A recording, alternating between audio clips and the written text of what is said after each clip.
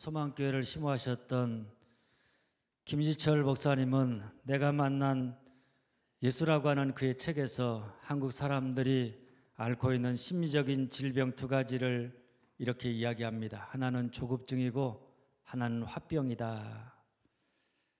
그런데 요즘은 과거에 비해서 화병을 앓고 있는 사람들은 줄어드는데 그 이유는 현대인들은 하고 싶은 말을 옛날 사람들처럼 마음에다가 담아두지 아니하고 입으로 다 토해내기 때문이라는 것입니다.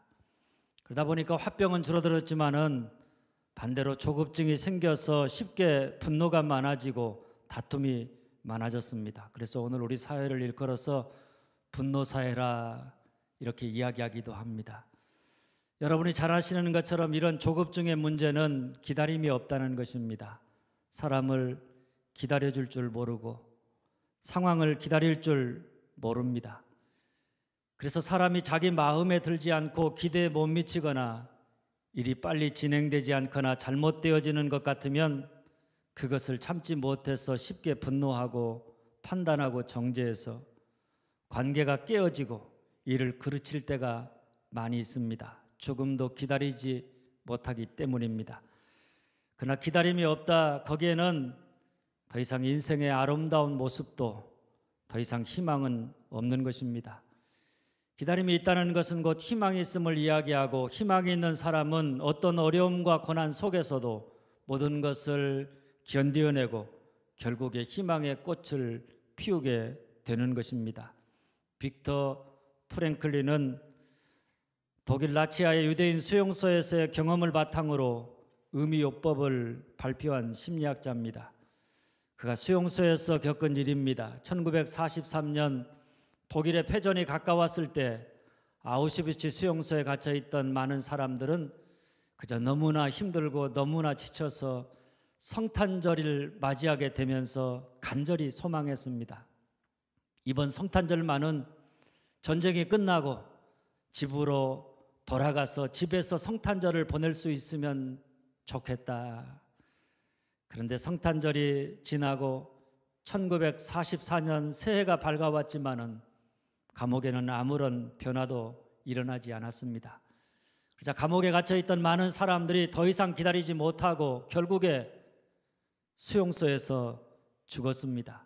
그리고 1945년 연합군의 승리로 인해서 해방되어 자연이 되었을 때 그는 죽지 않고 살아남은 사람들이 어떻게 수용소에서 살아남을 수 있었는지를 연구했습니다. 그 결과 그것이 무엇이 되었든지 간에 마음에 분명한 소망, 그 소망의 내용이 뭐든 상관없이 그 마음에 분명한 소망, 기다림이 있는 사람만이 죽지 않고 살아남았다는 사실을 발견했습니다.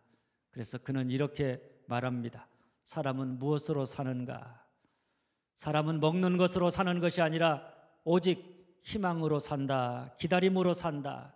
사람은 희망을 품고 사는 존재다. 그렇습니다.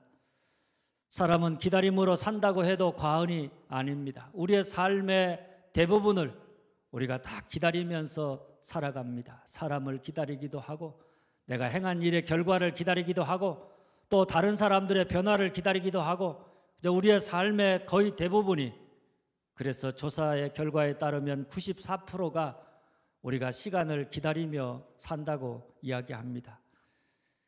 그 삶에 희망이 없다, 기다림이 없다, 그러면 그 삶은 생명이 없고 죽은 것과 마찬가지입니다. 그런 의미에서 기다림이 있다는 것은 우리에게 희망이 있다는 것이고 우리가 살아있다는 증거고, 그것은 우리를 어떤 악조건 속에서도 살아있게 하는 생명력이요 능력이 되는 줄 믿으시기를 바랍니다.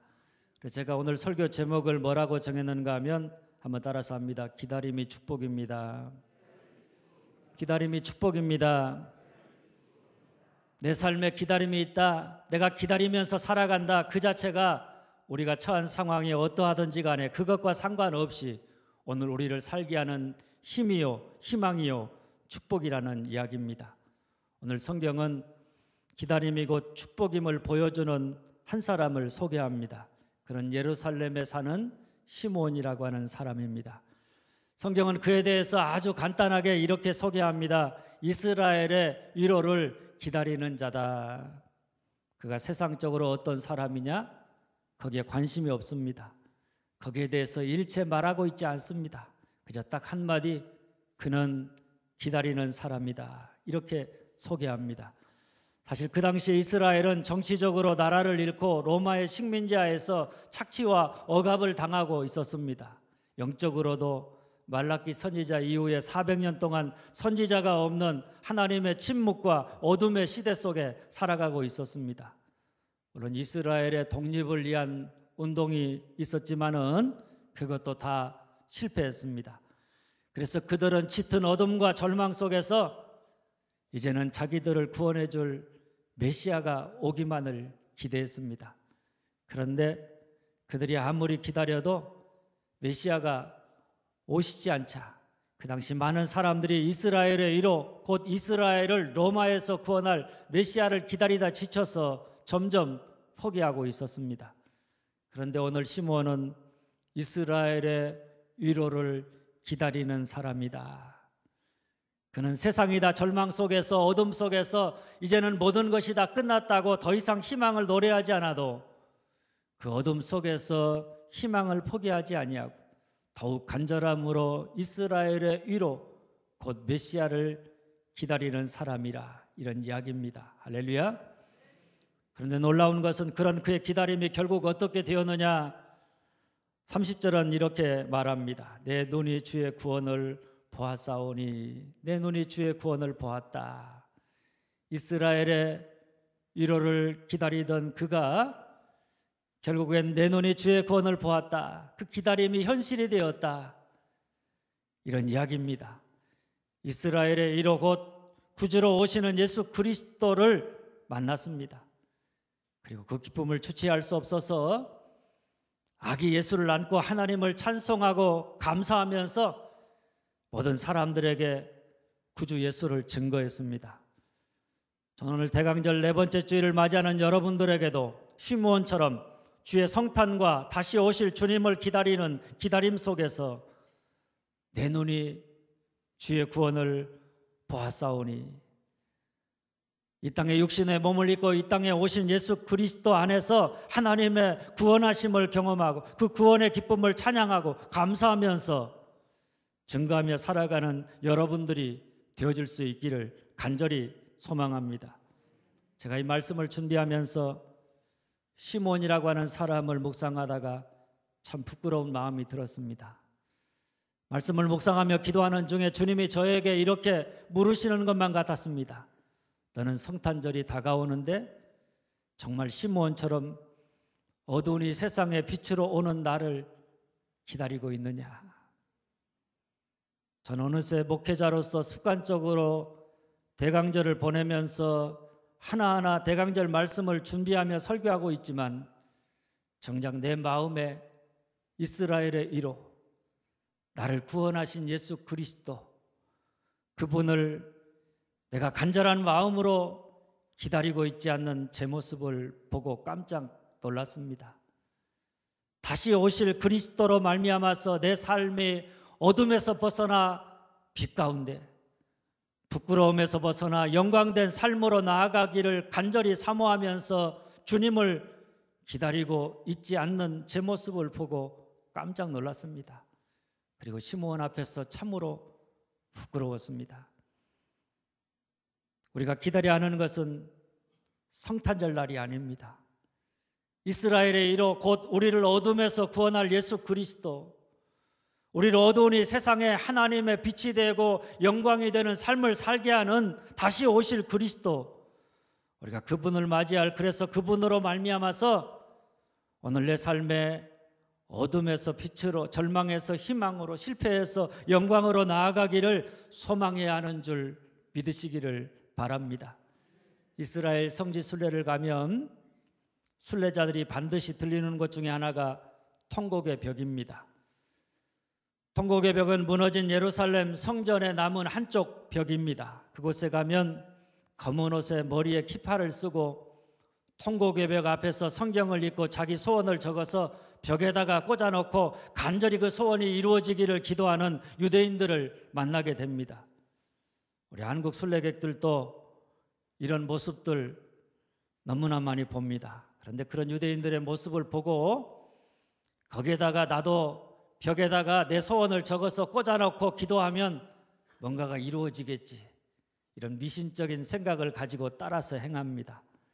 자기 소원을 적어서 벽 사이에 꽂아놓고 유대인들처럼 그렇게 간절함으로 통곡예배 앞에서 기도하는 순례객들을 보게 되는데, 그렇게 기도하는 한국 순례객들이나 유대인들의 공통점은 자기들의 세속적인 욕망을 채워줄 메시아를 기다리면서 자기들의 원하는 바를 이루어줄 그리스도를 바라보면서 그렇게 눈물을 흘리며 간절히 기도하고 있다는 것입니다. 지금도 그들은 예수가 오신 지 2000년이 넘었는데도 불구하고 아직도 십자가에 죽으시고 부활하신 우리의 구주가 되시는 예수 그리스도를 메시아로 받아들이지 않고 있습니다. 그저 자기들의 욕심처럼 다윗의 나라의 그 영광스러운 나라를 회복하는 그 나라를 바라보면서 그 나라를 자기들에게 안겨다 줄 정치적인 메시아를 기다리면서 오늘도 통곡예배 앞에서 눈물을 흘리며 기도하고 있습니다. 그러니 예수가 구주로 왔지만은 여전히 인간들의 욕심 때문에 그 예수가 영접받지 못하고 사람들에 의해서 배척을 당하고, 이스라엘 땅에서 그렇게 배척을 당했던 것처럼 어찌 보면 오늘 우리도 해마다 성탄절을 맞이하지만은 정말 우리의 관심이 어디에 있는가? 인간의 죄를 구원하고자 오시는 예수 그리스도, 그 예수 그리스도가 우리를 구원해 주기를 간절히 바라고 소망하면서 그 예수 그리스도를 기대하기보다는 여전히 주님 앞에 나올 때 이스라엘 백성들처럼 자신들의 욕구를 충족시켜줄 메시아, 그 메시아를 기대하면서 성탄절을 맞이하고 있지는 않는지. 그래서 어찌 보면 예수 없는 성탄절을 맞이하면서 예수 없이 예수의 오심을 진정으로 바라고 소망하지 않으면서 그저 성탄의 기쁨을 노래하고 있는 어리석은 우리들의 모습은 아닌지 생각하지 아니할 수가 없습니다.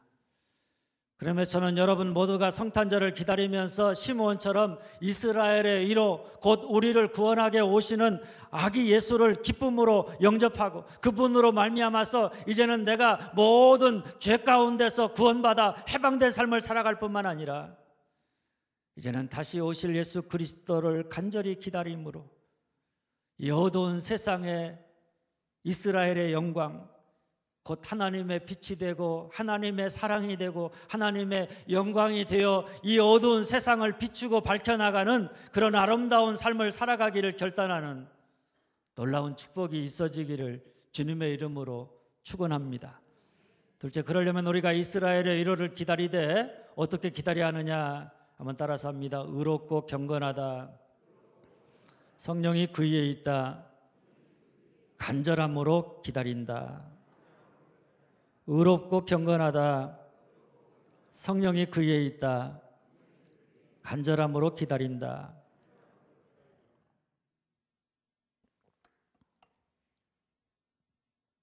먼저 25절 중반절입니다. 이 사람은 의롭고 경건하여 이스라엘의 위로를 기다리는 자라. 의롭고 경건하다라고 하는 것은 그 당시에 하나님의 율법에 충실했던 사람들에게 붙여지는 칭호였습니다. 그러니까 시므온 그가 어떤 내용의 삶을 살았느냐? 그는 늘 하나님 앞에 자기를 세우고 하나님을 경외함으로 하나님의 약속의 말씀을 굳게 붙잡고 그 말씀 따라서 살았다는 이야기입니다. 바로 여기에 그가 이스라엘의 위로 그 예수님의 오심을 기다릴 수 있었던 비밀이 있는 것입니다. 시므온이 살던 시대는 로마의 압제 속에서 정치적으로 경제적으로 심한 압박과 고통을 받고 있었습니다.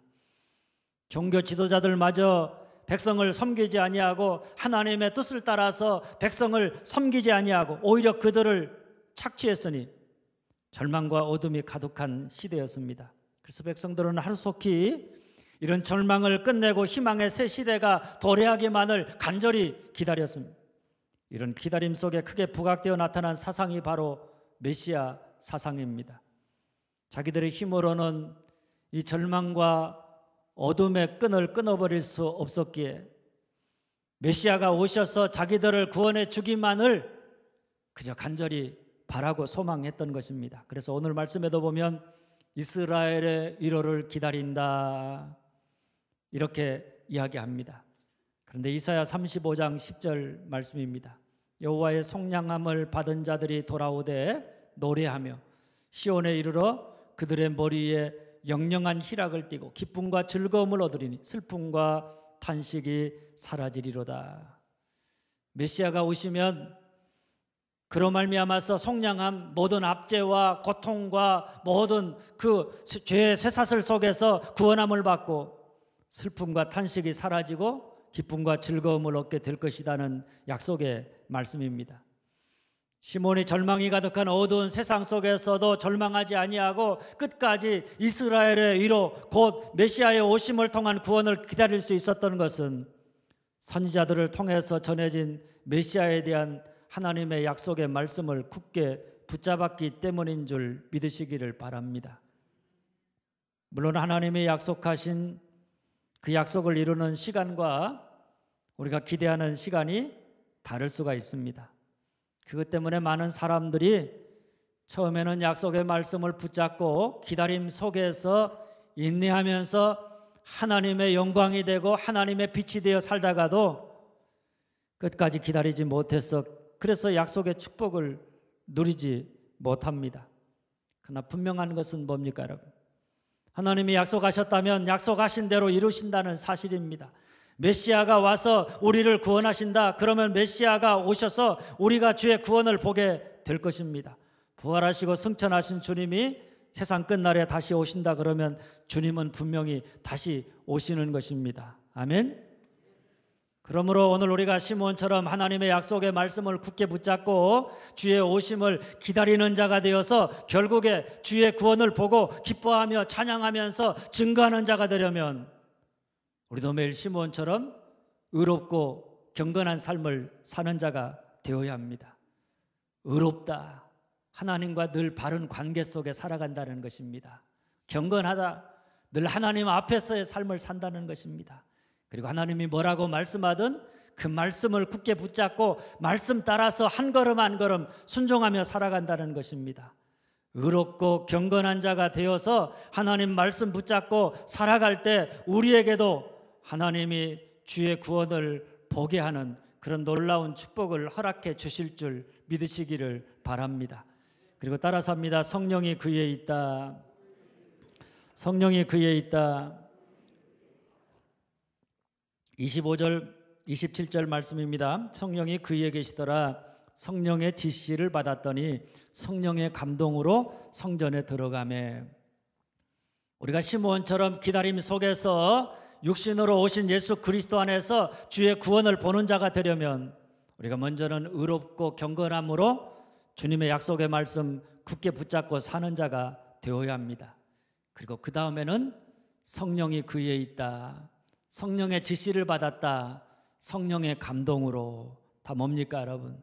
세상 사람들은 자기 욕구를 따라서 살아갑니다.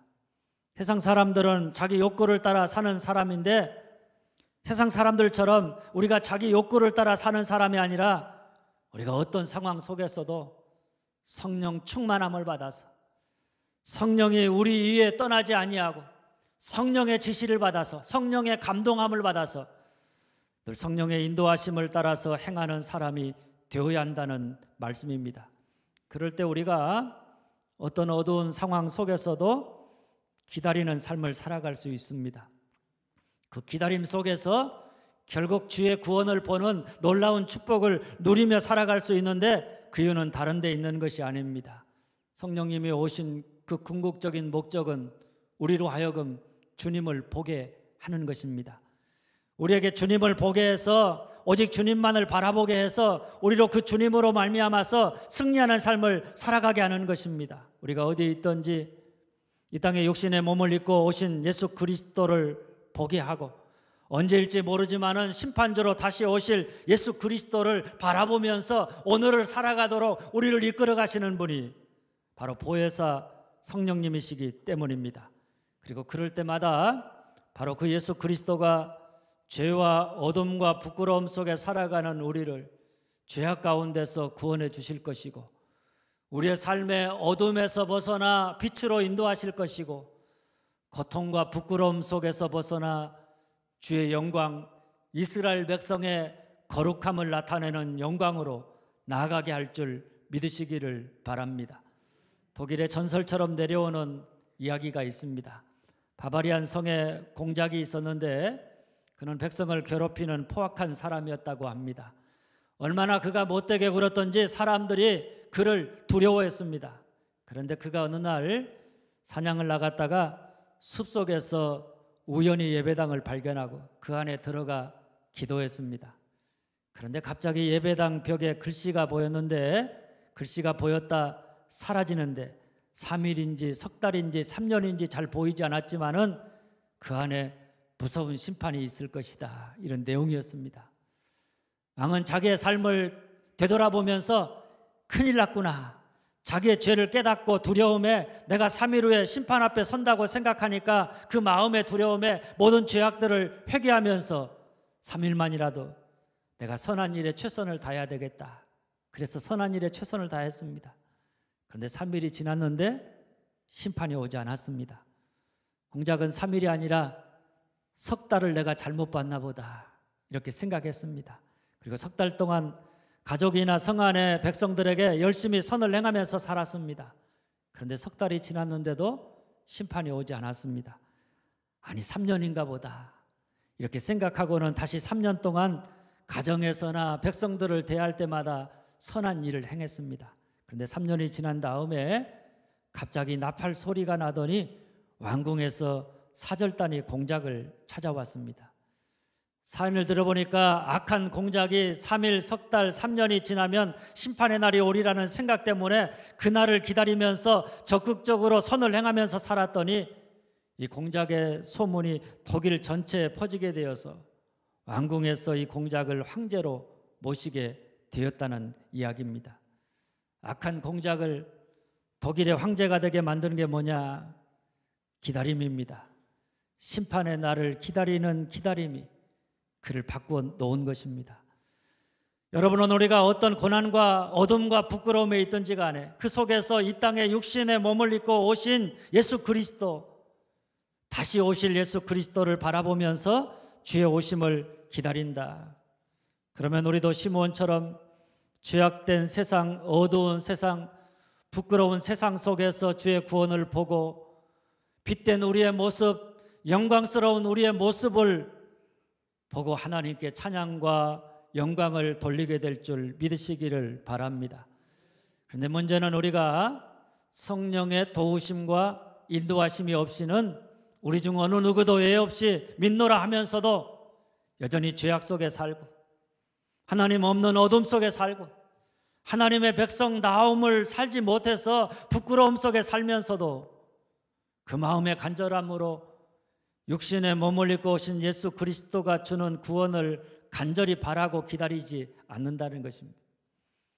다시 오실 그리스도를 통해서 우리에게 임하시는 빛된 삶과 하나님의 백성다움의 영광을 정말 내 마음속에 간절함으로 사모하면서 기다리지 않는다는 것입니다. 그리고 그냥 예전처럼 모든 것을 포기한 채 자기가 주인이 되어서 자기 멋대로 자기 욕구를 따라 살아간다는 것입니다. 그런 여러분, 우리가 정말 시므온처럼 주님을 기다리고 주의 구원을 보는 자가 되려면 우리 역시 늘 성령이 우리에 있고 우리가 성령의 지시를 받고 성령의 감동을 따라 사는 자가 되어야 하는 줄 믿으시기를 바랍니다. 오늘 성탄을 기다리는 여러분 모두가 성령이 언제나 우리에 있기를, 성령이 우리를 날마다 인도하시기를, 우리가 성령의 감동을 따라 행하기를, 그래서 세상 사람들처럼 자기 욕구를 따라 살아가는 자가 아니라 늘 하나님의 말씀을 쫓아서 하나님 나라와 하나님의 영광을 위해 살아가는, 그래서 이 어두운 세상에 빛이 되고 부끄러운 세상에 주의 영광이 되어서 많은 사람들을 그리스도에게로 이끌어가는 그런 축복된 삶을 살아가는 자가 되어줄 수 있기를 간절히 소망합니다. 그리고 따라서 합니다. 간절함으로 기다린다. 간절함으로 기다린다. 29절입니다. 주제여 이제는 말씀하신 대로 종을 평안히 놓아주시는도다. 시몬이 할례를 받기에 성전에 들어온 아기 예수를 보고 그 안에 주의 구원을 보았습니다. 그리고 그 아기를 안고 이렇게 말합니다. 이제는 내가 주의 그리스도를 만났으니 나는 여기서 죽어도 여한이 없습니다. 이제는 평안히 눈을 감을 수 있겠다, 이런 말입니다. 그런데 여러분, 이 말을 뒤집어 보면 그가 얼마나 그리스도를 기다렸는가. 자기가 죽기 전에 꼭 주의 그리스도를 보아야 되겠다, 이런 간절한 마음이 그 마음속에 이스라엘의 위로를 간절함으로 기다리게 했다는 사실을 우리에게 보여주는 것입니다. 초대교회 성도들은 얼마나 다시 오실 주님을 기다리며 살았는지 만날 때마다 뭐라고 인사했죠? 마라나타. 서로를 바라보면서 인사했습니다. 주님 다시 오십니다. 이렇게 서로 격려하면서 인사했습니다. 아멘, 주 예수여 어서 오시옵소서. 이렇게 서로 인사하면서 다시 오실 주님을 간절함으로 기다렸습니다. 또 어떤 경건한 성도는 아침에 눈을 뜨면 창문을 열고 주님 이 아침에 오시렵니까? 저녁에 잠이 들기 전에 창문을 닫으면서 주님 이 밤에 오시렵니까? 주님을 향해 묻고 기도했다고 합니다. 그렇습니다. 오늘 우리가 성탄절을 맞이하면서 시므온처럼 내가 주의 주원을 내가 주의 그리스도를 만나지 않으면 내가 죽지 아니하리라, 이런 간절함으로 주님을 기다린다. 그러면 우리 역시 29절 30절 말씀입니다. 주제 이제는 말씀하신 대로 종을 평안히 놓아 주시는도다. 내 눈이 주의 구원을 보았사오니, 뭡니까 여러분? 우리의 눈이 주의 구원을 보게 될 것이고 그 기쁨으로 찬양하면서 이제는 내가 죽어도 여한이 없습니다. 내가 더 이상 바랄 것이 없습니다. 이런 충만함으로 충만케 되는 것입니다. 터툴리아는 이렇게 말했습니다. 신앙이란 불을 켜놓고 기다리는 것이다. 그렇습니다. 우리가 주님 언제 오실지 모릅니다. 그러나 주님 다시 오실 때까지 내가 불을 켜놓고 주님 오심을 매일매일 간절함으로 기다린다. 그러면 우리도 시므온처럼 주의 구원을 보게 될 것이고 우리의 어두운 삶의 빛을 보게 될 것이고 우리의 부끄러운 삶이 변화되어서 주의 영광을 나타내는 영광을 보게 될 줄 믿으시기를 바랍니다. 사랑하는 여러분, 기다림은 축복입니다. 오늘 주님을 기다리던 시므온은 이 사실을 우리에게 분명하게 보여줍니다. 그는 이스라엘의 위로를 기다리던 사람이었고 그의 기다림이 축복이 되어서 아기 예수 그리스도 안에서 주의 구원을 보게 되었습니다. 그래서 어둠에서 벗어나 빛이 되었고 부끄러운 삶에서 벗어나 주의 영광을 나타내는 영광스러운 사람이 되었고 피하는 자가 아니라 흥하는 자가 되었습니다. 오늘도 시므온처럼 기다림으로 주의 구원을 보는 축복을 누리는 자가 되려면 한번 따라서 합니다. 의롭고 경건하다. 성령이 그 위에 있다. 간절함으로 기다린다. 의롭고 경건하다. 성령이 그 위에 있다. 간절함으로 기다린다. 바라기는 여러분 모두가 주의 성탄절을 기다리면서 시므온처럼 의롭고 경건함으로 기다리고 성령이 그 위에 계시고 늘 간절함으로 기다리는, 그래서 오시는 주님 안에서 주의 구원을 보고 그를 영접함으로 구원을 받고 다시 오실 주님을 기다림으로 어둠에서 벗어나 빛이 되고 부끄러움에서 벗어나 하나님의 백성다운 거룩한 영광을 회복하는 여러분들이 다 되어질 수 있기를 주님의 이름으로 축원합니다. 기도하겠습니다.